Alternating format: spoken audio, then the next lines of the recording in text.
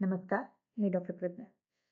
तुम्हाला सतत ॲसिडिटीचा त्रास होतो का? आम्लपित्ताचा त्रास होतो का? म्हणजे तुमच्याशी सतत आंबट येत राहणार, छातीमध्ये जळजळ, डोकं तुमचं दुखत राहतं, उन्हात गेल्यानंतर खूप जास्त त्रास होणार. ॲसिडिटी, हायपर ॲसिडिटी, आम्लपित्ताचा हा त्रास असू शकतो.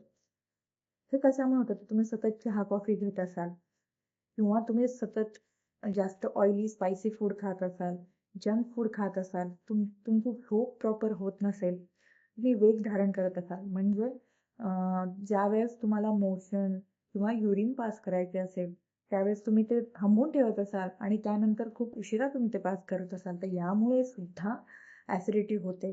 आणि तुमची झोप प्रॉपर नसेल, तर त्यामुळे पण ॲसिडिटी होऊ शकते. तर यासाठी तुम्ही तुमच्या जेवणाच्या वेळा सुद्धा पाळल्या पाहिजेत. कारण जेवण वेळेवर न केल्यामुळे सुद्धा ॲसिडिटी होऊ शकते. आणि सूर्यास्ताच्या आत शक्यतो तुम्ही जेवण करा.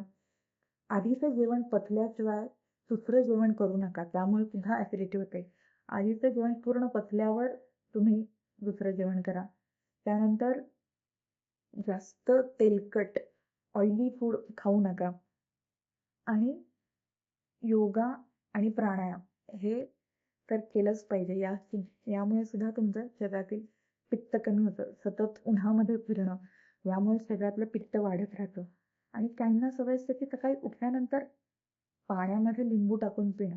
पण हे चुकीचं आहे, कारण सकाळी उठल्यानंतर तुमच्या शरीरातले ॲसिड रिफ्लक्स खूप जास्त असतात. त्यामध्ये तुम्ही सकाळी उठल्यानंतर लिंबू पाणी घेत असाल, तर तुमची ॲसिडिटी वाढणार आहे. तर तुम्हाला घ्यायचंच असेल, तर जेवणानंतर तुम्ही हे घेऊ शकता. त्यामुळे जेवण पचण्यास मदत होते. पण सतत लिंबू पाणी पीत राहणं, ह्यामुळे ॲसिडिटी वाढते.